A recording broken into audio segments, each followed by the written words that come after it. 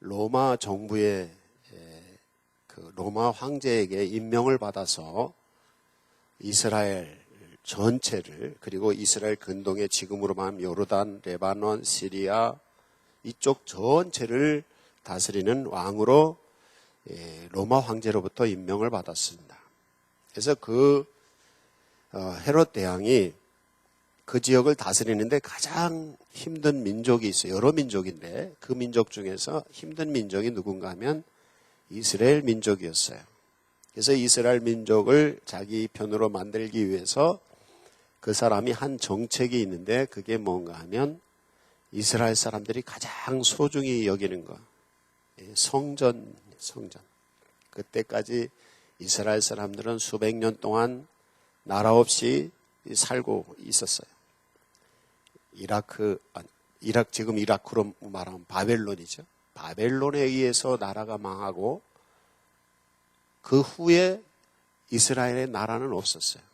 그래서 바벨론이 망하고 페르시아가 세계를 지배할 때도 그냥 흩어져 살고, 또 페르시아가 망하고 이제 그리스가 알렉산더가 지배할 때도 그냥 나라를 세울 수가 없었어요. 나중엔 그리스가 망하고 로마가 세계를 지배할 때 그때도 이스라엘 사람들은 나라를 얻지 못했어요. 그래서 그때부터 바벨론이 이스라엘을 침입했을 때에 성전이 허물어진 이후 페르시아 시대에 느헤미야 선지자가 포로 교환을 해서 그때 성전은 두 번째 성전을 짓습니다. 그렇지만 이 변변치 않았고 나중에 그 성전조차도 허물어졌어요. 수많은 전쟁 가운데. 그래서 이스라엘 사람들은 성전도 없이 그저 성경 말씀 하나 붙들고 기도하고 안식일 지키고 할례를 베풀고 이거 가지고 신앙을 유지하는데 세계 각지에 흩어져서 신앙생활을 하고 민족성을 키워갔습니다. 그런데 이 헤롯이 성전을 지어준다는 거예요. 그러니까 얼마나 이스라엘 사람들이 좋았겠어요. 그래서 성경에 보면 46년 동안 이 성전을 지었다 이렇게 표현을 해요. 그래서 오랜 기간 동안에 성전을 지어줬어요. 그래서 이스라엘 사람들은 헤롯을 대왕이라고 불렀어요. 자기 나라, 자기 민족도 아니었지만 그쪽을 다스리는 헤롯을 대왕이라고 했고, 예수님이 태어날 때 왕이 태어난다는 동방 박사들의 얘기를 들은 이 헤롯은 자기 왕위를 잃어버릴까 봐 베들레헴에서 어린 아기들을 다 죽이도록 명령을 해요. 그래서 결국엔 이 피해 그 정치가 이제 시작이 되는 거죠. 예수님 어머니와 예수님 아버지 이 요셉과 마리아가 꿈에 천사의 얘기를 듣고 애굽으로 피난을 갔잖아요. 그 피난을 가서 숨어 있는 동안 베들레헴에는 어린애들을 다 죽이는 피해 죽음이 이루어졌어요. 근데 애굽에서 아기 예수를 모시고 있던 그 부모님들이 고향 소식을 들었는데 이 헤롯 대왕이 죽은 거예요. 그래서 이 꿈속에 또 천사가 말하기를 헤롯이 죽었으니까 다시 고향으로 가라. 그래서 이제 예수님의 어머니, 예수님의 아버지 둘이서 아기를 안고 고향 나사렛에 와서 살았다. 이런 얘기가 있어요. 이 헤롯 대왕이 죽은 다음에 헤롯 대왕에게는 아들들이 여럿이 있었습니다. 그래서 자기가 다스리던 이 이스라엘 근동 지역을 세 나라로 나누어서 줬어요. 그래서 나누어 줬다 그래서 분봉왕입니다. 그때 이 갈릴리를 비롯한 두로 시돈, 그러니까 이스라엘 북쪽 지역을, 북동쪽 지역을 다스리는 왕이 누구냐면 오늘 얘기하는 분봉왕 헤롯입니다. 그래서 이 분봉왕 헤롯이 이제 예수님이 갈릴리에서 활동을 하셨기 때문에 갈릴리 지역의 분봉왕이었어요. 그래서 이 헤롯 왕하고 예수님하고는 계속 연결이 되고 이 헤롯 왕은 초대 기독교와 계속 연관이 됩니다. 이 헤롯 왕이 오늘 읽은 성경은 세례 요한을 순교시킨, 세례 요한을 핍박한 왕으로 이제 오늘 성경은 소개되고 있는 것이죠. 이 헤롯 분봉왕 헤롯은 그러니까 헤롯 대왕의 아들입니다. 똑같은 헤롯이지만 아들 이 헤롯은 왕이 된 후에 큰 권력을 가지고 있었어요. 그래서 자기 동생의 부인, 우리 이름으로 하면 촌수로 말하면 제수씨죠. 그러니까 자기 동생의 부인을 동생으로부터 뺏었어요. 그래서 동생의 부인을 왕비로 삼았어요. 이제 우리나라는 그런 게 있을 수 없잖아요. 우리나라는 아주 이 예의 범절이 동방예의지국에서 우리나라 사람들은 이런 게 절차가 그렇지만 다른 나라들은 이렇게 예의를 잘 안 갖추거든요. 그래서 결국에 자기 동생의 부인을 뺏어서 왕비로 삼은 것을 때문에 이 세례 요한이 그것을 지적을 했습니다. 이건 잘못된 것입니다. 죄를 짓는 것입니다. 어떻게 동생의 부인을 뺐습니까? 그렇게 비판을 했어요. 근데 그 동생의 부인은 헤로디아라는 여인이었는데 이 여인은 왕비가 되고 싶었어요. 그래서 자기 남편을 버리고 현재 왕에게로 가서 왕비가 된 거예요. 그래서 세례 요한이 지적을 했더니 이 헤로디아가 헤롯 왕에게 세례 요한을 감옥에 가두라고.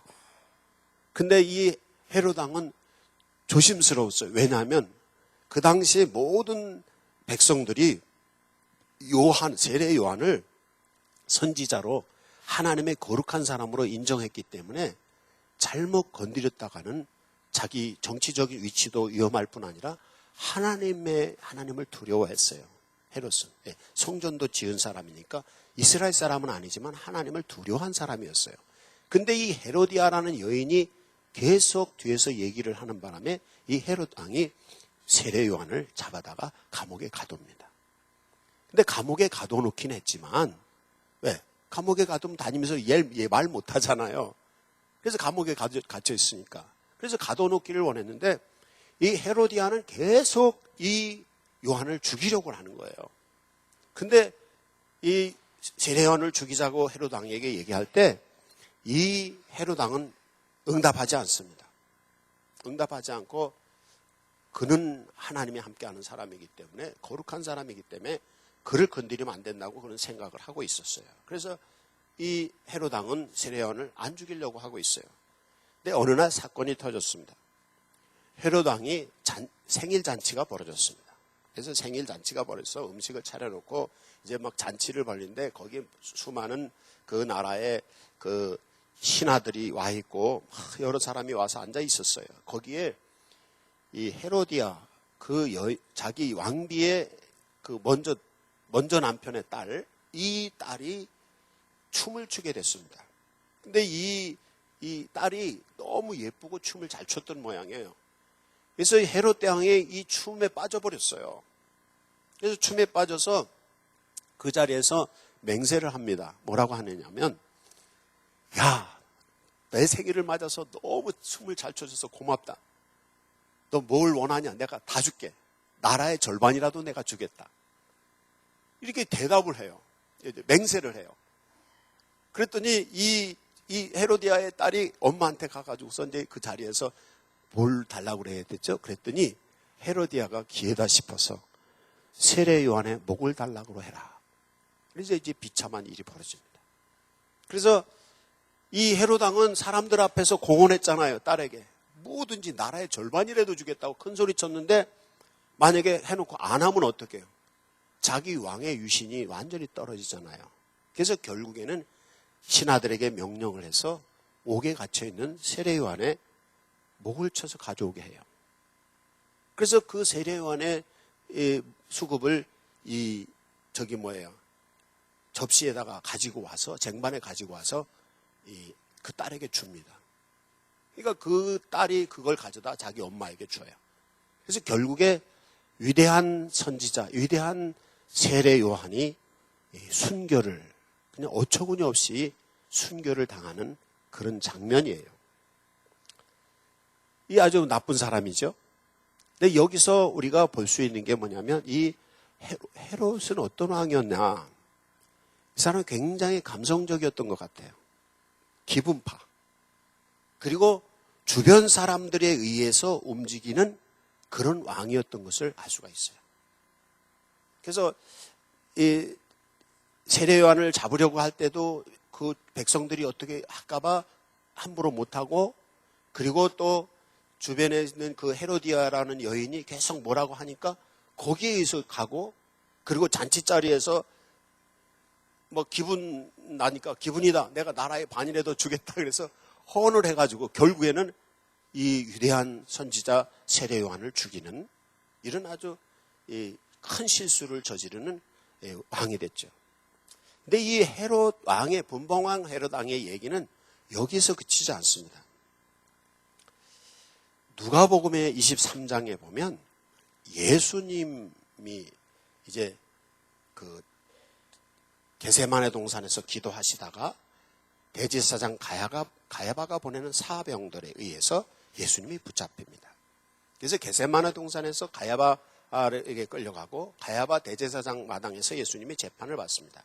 그리고 그 종교재판이에요. 그 다음날 아침에 예수님이 빌라도에게로 이제 넘겨집니다. 왜냐하면 종교재판에서 사형을 시키고 뭐 처벌할 수 없잖아요. 종교재판을 할 수 있는 건 교회 오지 마라, 이거밖에 없어요. 그런데 결국에 이 가야바는 예수님을 죽이기를 원했어요. 그래서 예수님을 빌라도에게 줍니다. 빌라도에게 넣으면서 고발을 해. 이 사람이 반란을 일으킬 사람이다. 반란을 일으키려고 했다 하면서 제 제목을 반란자라고 해서 빌라도에게로 보냈습니다. 그래서 빌라도가 예수님의 그 기록을 보니까 갈릴리 사람이에요. 그럼 갈릴리 사람은 재판은 누가 해야 돼요? 갈릴리 왕이 해야 되는 거예요. 그래서 마침 그때 그러니까 예루살렘 근동 지역은 그 빌라도 총독이, 로마 총독이 직접 관할을 했고요. 지방들은 왕들, 분봉왕들을 세웠던 것이에요.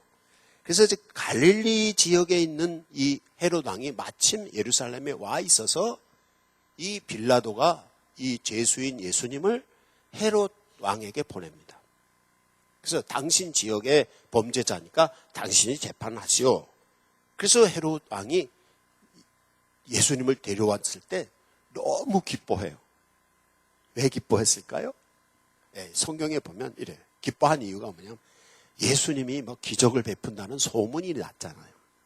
그래서 이 헤롯 왕이 예수님이 기적 베푸는 걸 한번 보려고 그래서 좋아하는 거였어요. 그래서 예수님 보고 막 기적을 베풀려고 하는데 예수님은 대꾸도 안 하셨어요. 대꾸할 게 가치가 없는 거죠. 그런 사람 앞에서.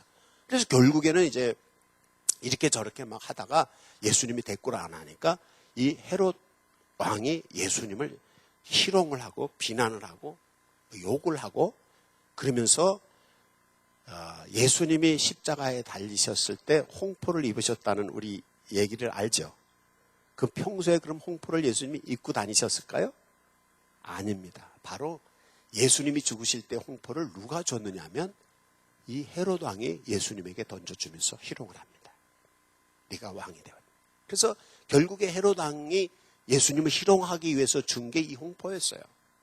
그래서 예수님이 이 헤롯에게 희롱을 당하고 그 홍포를 두른 채로 다시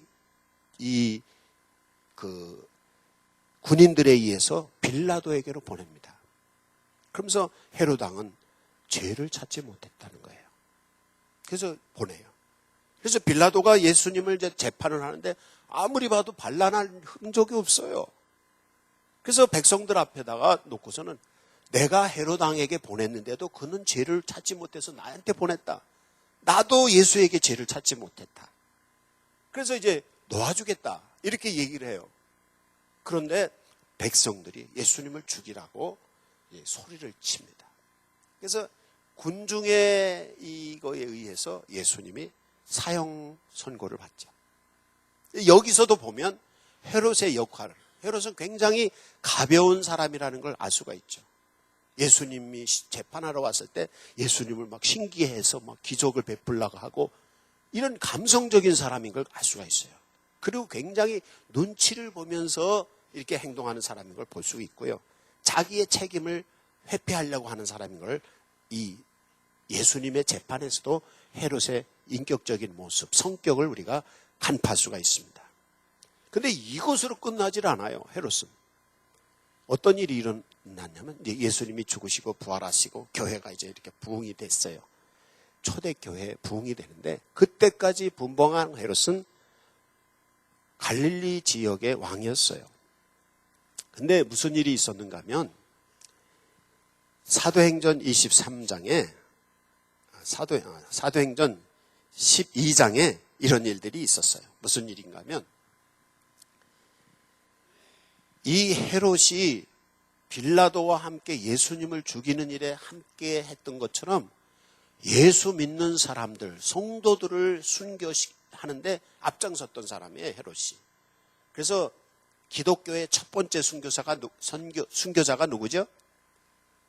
스데반이죠? 네, 스데반인데 두 번째 순교자가 있어요. 그게 누굴까요? 두 번째 순교자가 요한의 형제 야고보예요. 야고보. 예수님의 사도 중에 야고보라는 제자가 두 번째 순교자인데 이 두 번째 순교자인 야고보를 죽인 사람이 누구냐면 헤롯입니다. 그래서 헤롯이 기독교인들을 핍박을 하면서 이 야고보 사도를 죽여요. 사도행전 12장 2절에 나오는 얘기인데 근데 유대인들이 너무 좋아하는 거야. 기독교인을 죽이니까. 그래서 유대인들이 기독교인을 죽이는 걸 좋아하는 것을 신이 나가지고 또 이 헤롯 왕이 뭐냐면 베드로를 죽이려고 그래요. 그래서 베드로는 그때 교회 수장이잖아요. 그러니까 교회 수장이 베드로 하나를 잡아서 가두어버리면 교회는 이제 끝장나는 거예요. 그래서 결국에는 이 헤롯 왕이 베드로 사도를 잡습니다. 그래서 감옥에 가두는데 그냥 가둬놓는 게 아니라 가둬놓고 보초를 엄청 세워요. 성경에 보면 옥에 가두고 군인을 4씩 4패를 해서 16명이 베드로를 지키게 해요. 그래서 감옥에 16명이 베드로를 지키고 있었는데 그때 밤중에 천사가 나타나서 베드로를 잡아매고 있는 이 모든 오랏줄들을 다 풀고 옥문이 열리고 베드로가 나가요. 그래서 이 지키던 간수들은 예수님이 나가는 것도 모르고 그냥 다 잠들어 버렸어요. 아니, 예수님이 아니라 베드로가 나가는 거를. 그래서 결국에는 베드로가 나갔는데 그때 성도들이 뭐 하고 있었냐면 기도하고 있었어요. 베드로 사도가 죽으면은 교회가 없어져요. 교회가 어려움 당해요. 교회의 책임자 어른이니까. 그래서 성도들이 마가다락방에서 뭐 숨어서 기도를 하고 있었어요. 근데 그때 천사에게 의해서 풀려난 이 베드로가 마가다락방 문을 탁탁탁 두드리는 거예요. 그 사람들이 기도하다 깜짝 놀라서 겁이 나서 아무 소리 못하고 가만히 있었어요. 왜? 이제 잡으러 온 줄 알고. 그런데 밖에서 문 열어. 그런데 누구 소리냐 하면 베드로의 목소리였어요. 분명히 감옥에 갇혀있고 베드로를 위해서 우리가 기도하고 있는데 베드로가 나타난 거예요. 근데 마침 그때 로데라고 하는 어떤 소녀가 베드로의 목소리를 알아들었어요. 그래서 지금 밖에 있어 문 두드리는 분은 우리 사도 베드로십니다. 그래서 문을 열어줬어요. 그래서 베드로가 돌아오고 헤롯이 베드로를 찾으려고 아주 애를 먹습니다. 성도들은 베드로를 다 숨겼어요. 베드로 숨었어요. 그래서 헤롯이 베드로를 잡아서 죽이려고 찾으려고 하다 못 찾았어요. 그래서 화가 난 이 헤롯이 어떻게 했냐면 베드로를 지키도록 보초쓰게 한 간수들 16명을 다 사형시킵니다. 굉장히 감성적이고 아주 피의 왕인 것을 우리가 알 수가 있어요. 이게 이제 이 헤롯에 관한 세 번째 얘기고요.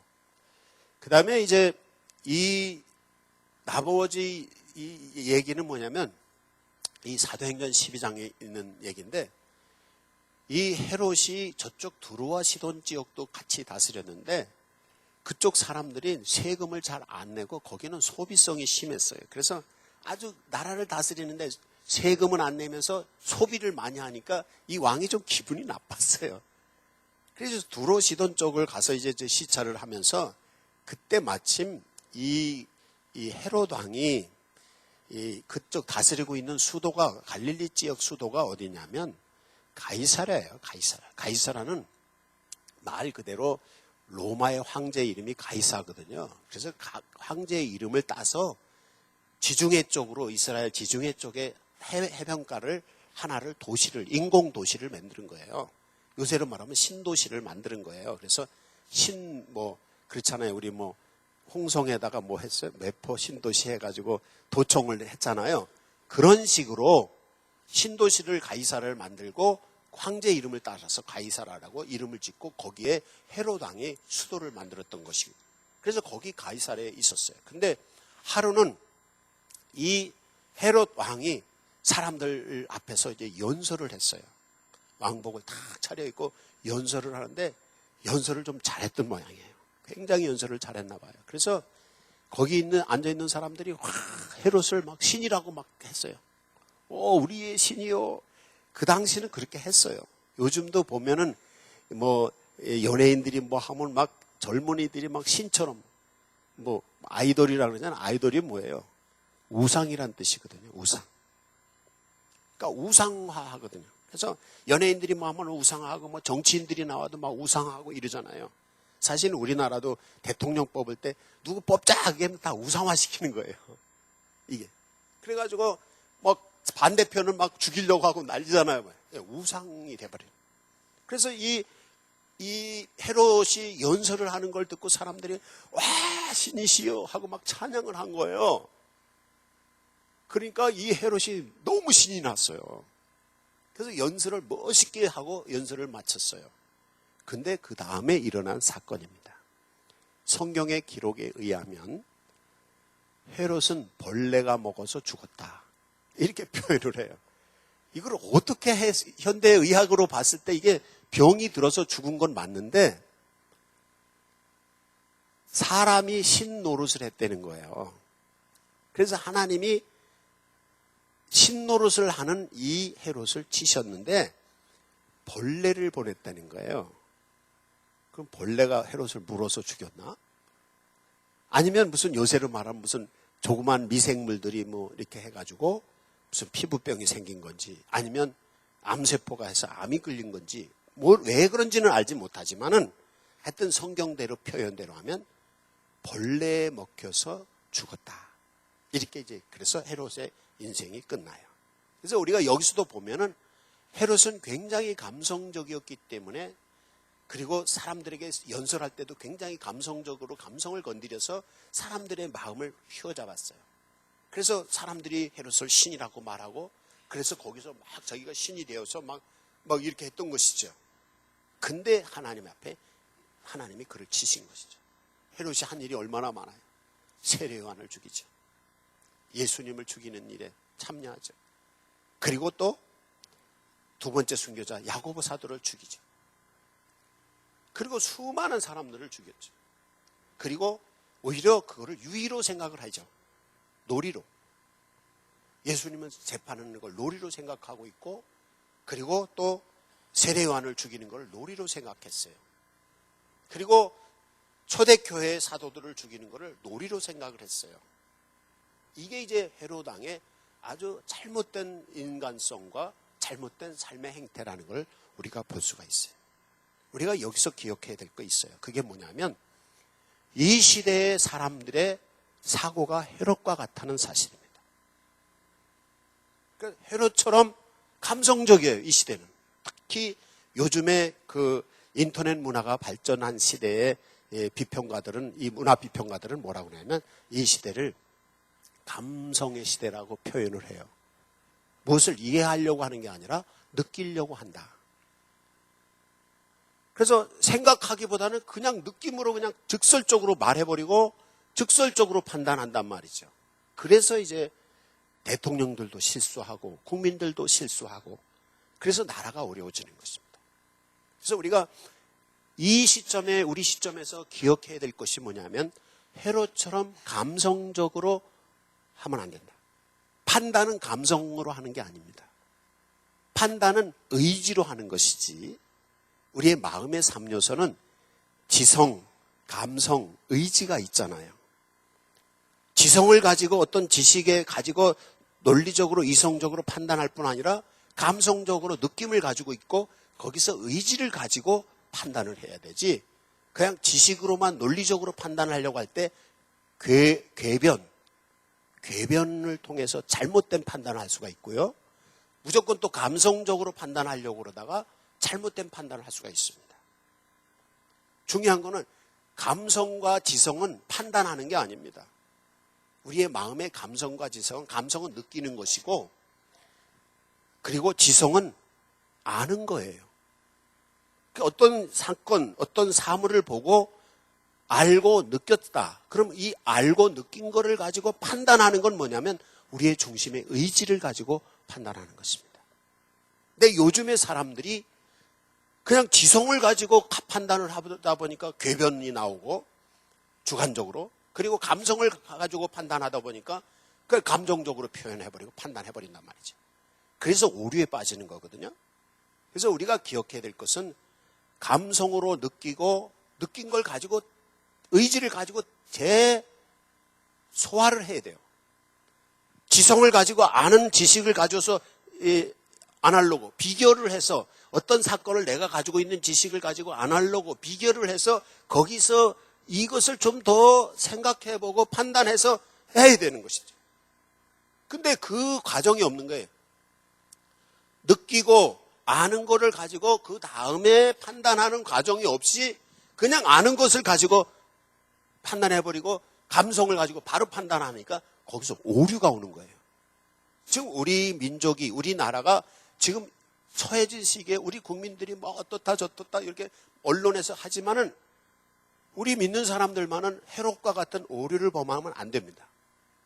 그냥 감정에 의해서, 또 그냥 지성에 의해서가 아니라 아는 것과 느끼는 것을 가지고 조금 더 의지를 가지고 판단을 해야 된대. 근데 믿는 사람들은 감성이나 지성이나 의지조차도 내 것이 아니에요. 예수님의 마음. 우리가 나는 죽어지고 내 안에 예수님이 와 계시는 거잖아요. 그러니까 내가 없고 내 안에 예수님이 계셔서 예수님의 마음을 가지고 느끼고 예수님의 마음을 가지고 알고 예수님의 마음을 가지고 판단을 해야 돼요. 이게 그리스도인의 삶이에요. 그냥 내 생각, 내 욕심, 내 아는 지식, 내 경험 이걸 가지고 판단하는 게 아니라 느끼는 것도 아는 것도 판단하는 것도 예수님의 마음을 가지고 해야 된다는 거죠. 이제 오늘 성경에 보면, 오늘 읽은 성경 속에서 이 헤롯 얘기를 세례 요한의 제자들이 나중에는 세례 요한의 시신을 장례를 치르고 예수님을 찾아옵니다. 그리고 예수님을 찾아와서 보고를 합니다.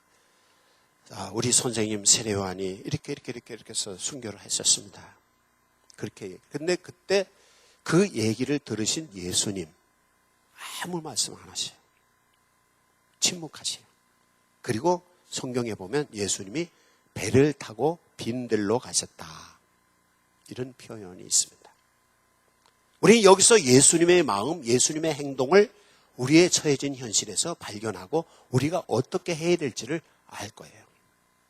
우리가 살면서 수많은 사건들이 터지고 살면서 무슨 일들이 있을 때 예수님의 마음을 가지고 느끼고 예수님의 마음을 가지고 알고 예수님의 마음을 가지고 판단해야 되는데, 바로 오늘 이 예수님의 모습을 보면서 우리는 예수님처럼 우리의 행동, 어떻게 생각할 것이고 어떻게 느끼고 어떻게 알고 어떻게 생각을 소화시켜서 이것을 대처해 나가야 될지를 찾는 방법을 이 한마디에서 우리는 발견할 수가 있습니다. 한번 다시 보시면요. 마태복음 14장 13절에 예수께서 들으시고 배를 타고 떠나사 따로 빈들에 가시니 무리가 듣고 여러 고을로부터 걸어서 따라간지라. 이렇게 얘기를 하고 있어요. 예수님이 사도 요한의 죽음의 소식, 순교의 소식을 듣고 아무 소리 안 하세요. 그리고 배를 타고 떠나셨어요. 사람들이 있는 지역을 떠나서 배를 타고 가셨는데 빈들로 가셨다. 이게 무슨 얘기인가 하면요. 갈릴리 호숫가에, 이제 갈릴리가 뭐냐면 갈릴리 호수의 서쪽에 있어요. 갈릴리가. 그리고 동쪽으로는 거라사 지역이고.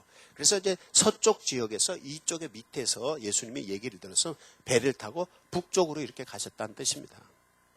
주로 이제 남쪽 지역엔 디베리아시라고 하는 거기 그 당시 수십만이 거하는 도시가 있었어요.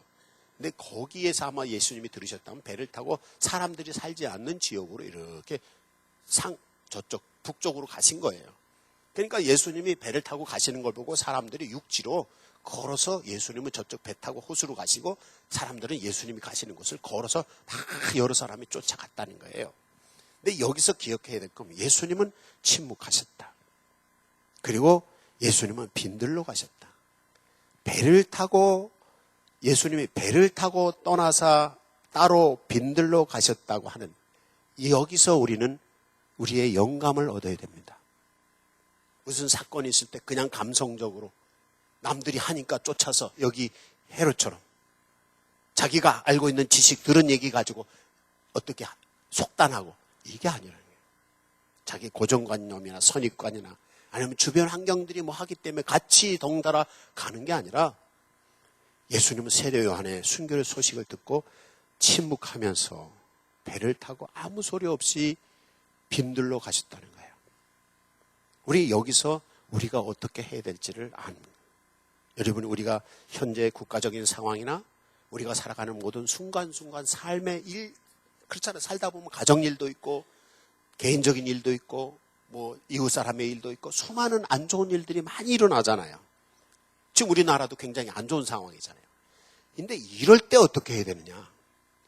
요 마태복음 14장 13절에 예수님의 모습을 보면서 아무 소리 없이 배를 타고 듣기만 하셨어요. 들으시고 아무 소리 없이 배를 타고 그 자리를 떠났어요. 그리고는 빈들로 가셨다는 거예요. 그럼 빈들에는 사람이 있어요, 없어요? 아무도 없어요. 예수님이 주로 빈들에 가셨다, 배를 타고 바다로 가셨다, 아니면 산에 올라가셨다라고 할 때 늘 성경에서 예수님이 하신 일이 뭘까요? 기도입니다.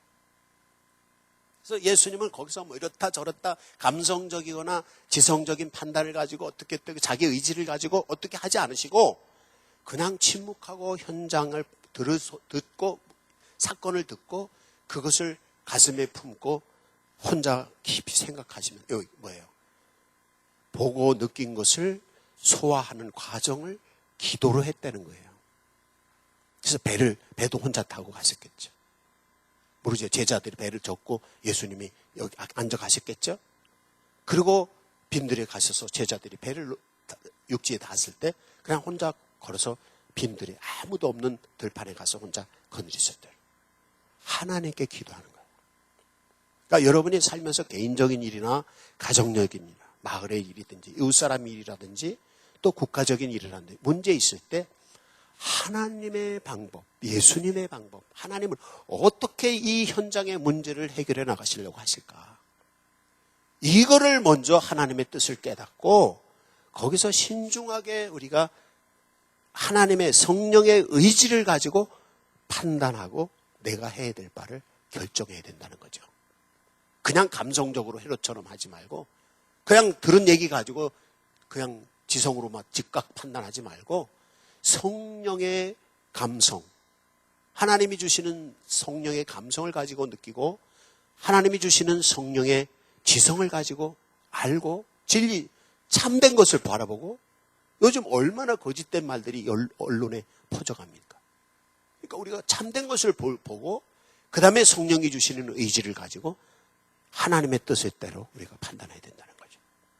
이게 예수님이 배를 타고 혼자 가시고 배를 타고 빈들에 가셨던 이유가 거기 있던 것입니다.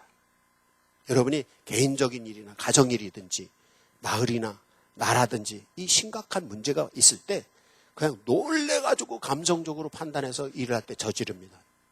문제가 그렇잖아요.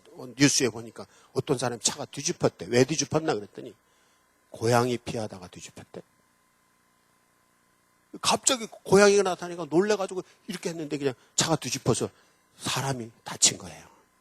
우리가 살면서 충격적인 순간에 놀랄 일들이 얼마나 많습니까? 그럴 때 우리는 좀 침묵하면서 안정을 취하면서 신중하게 대처를 해야 된다는 거죠. 그때가 뭐냐면 기도하는 거예요. 우선 멈추세요. 위급한 상황에서 그냥 감성대로, 그냥 지성대로 움직이지 말고 자기 생각 가지고 그냥 속단하지 마시고 우선 멈춰서 예수님처럼 배를 타시고 예수님처럼 발을 타고 호숫가로 가시고 예수님처럼 빈들로 가셔서 혼자 계시면서 기도를 하세요. 그래서 개인의 문제든지 가정의 문제든지 나라의 문제조차도 우리는 그렇게 할 수 있어요. 그러니까 기독교인들이 해야 될 방법은 이런 방법인 줄 믿습니다. 그래서 이 예수님이 이 헤롯에 의해서 죽임을 당한 세례 요한의 순교 소식을 듣고 기도하는 우리 장면을 본 것입니다. 근데 이제 그 다음에 예수님이 하신 모습을 통해서 우리는 더 놀라운 사실을 발견합니다. 뭐 전화 받으셔도 됩니다. 예배 전에 끄시면 더 좋은데 왔을 때 받아야지 어떻게. 그 다음에 14절에 보면 사람들이 여럿이 따라왔는데 예수님이 사람들이 혼자 계셔서 기도하시다가 사람들이 많이 쫓아왔어요. 사람들이 왜 예수님을 쫓아왔을까요? 자기들도 좀 이런 비극적인 일, 사람이 죽었는데 이 비극적인 일을 위해서 좀 기도하고 예수님처럼 고민하고 그래야 되는 거 아니에요? 그래서 그냥 군중들이 예수님을 쫓아왔어요. 근데 왜 쫓아왔느냐면 병든 사람들이 병 치료를 받기를 위해서 쫓아왔어요.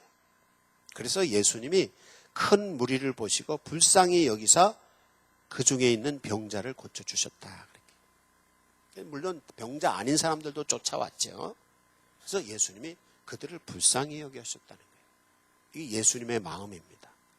예수님이 우리의 죄를 용서하시는 거 불쌍히 여기십니다. 그래서 용서하십니다. 불쌍히 여기십니다. 그러면서 새로운 삶을 열어가는 출발점은 여기서 뭐냐면 사랑, 불쌍히 여김, 긍휼과 사랑과 자비, 인자함, 거기서 용서, 이런 것을 통해서 새로운 삶이 시작이 되는 거예요. 나는 좀 요즘 걱정되는 게 뭐냐면 언론이라든지 지도자들이 분노라는 말을 너무 쉽게 표현하는 것에 대해서는 참 우려가 됩니다. 분노는요, 자기도 파멸시키고 남도 파멸시키는 것입니다. 우리가 분노하지 말아야 됩니다. 화날 일이 있으면 그걸 폭발하면요, 자기도 상하고 남도 상해요. 분노는. 또 분노가 나는 걸 또 꾹 참고 있어도 자기의 몸이 상해요. 이 분노를 소화를 시켜야 되는 것이란 말이죠.